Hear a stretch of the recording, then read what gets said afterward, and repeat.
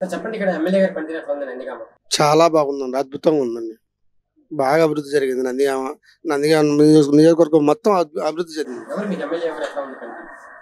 మా ఎమ్మెల్యే గారు మణిదోవ జగన్మోహన్ రావు గారండి. డాక్టర్ గారు ఆయన. స్వతహాగా డాక్టర్ గారు ఆయన. బాగా అభివృద్ధి జరిగింది. గత 25 సంవత్సరాలు టీడీపీ ప్రభుత్వం గత 25 సంవత్సరాలు టీడీపీ ప్రభుత్వం ఏలింది.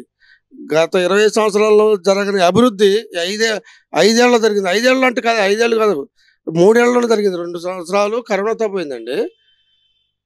3 సంవత్సరాలు బట్టి ఈ అభివృద్ధి ప్రతి ఇంటికి మొదటగా నాకు తెలిసి రాజకీయాలు దాదాపు 30 సంవత్సరాలు బట్టి చూస్తున్నానండి. నేను బాగా రాజకీయాలు 30 సంవత్సరాలు బట్టి తెలుసు. స్వతంత్ర భారతదేశానికి స్వతంత్రం వచ్చి 75 సంవత్సరాలు. 75 సంవత్సరాల్లో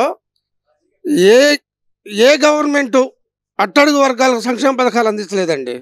ఏ గవర్నమెంటు సంక్షేమ పథకాలు అందించలేదు అట్టడుగు వర్గాలకి.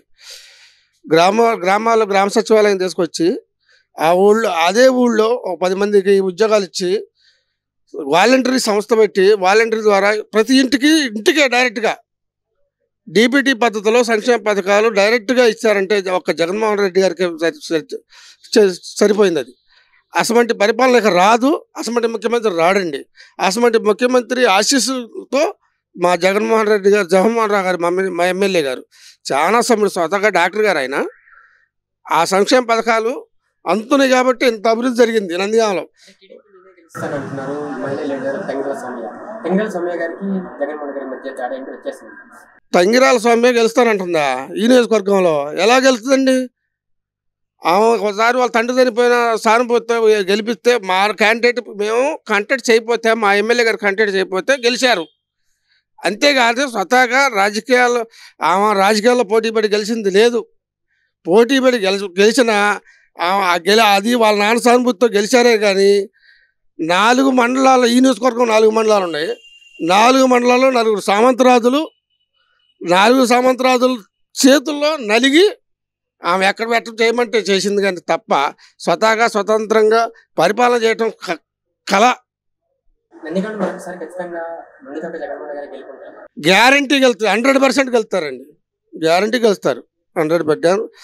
మా డాక్టర్ గారు స్వతహాగా ఆయన సౌమ్యుడు అండి. వివాద రహితుడు. అర్థమైందా? చాలా మంచి కుటుంబం. అది మొత్తం విద్యావంతులండి వాళ్ళు. ఎక్కడ ఏం కావాలో అది చేస్తున్నారు అంతే.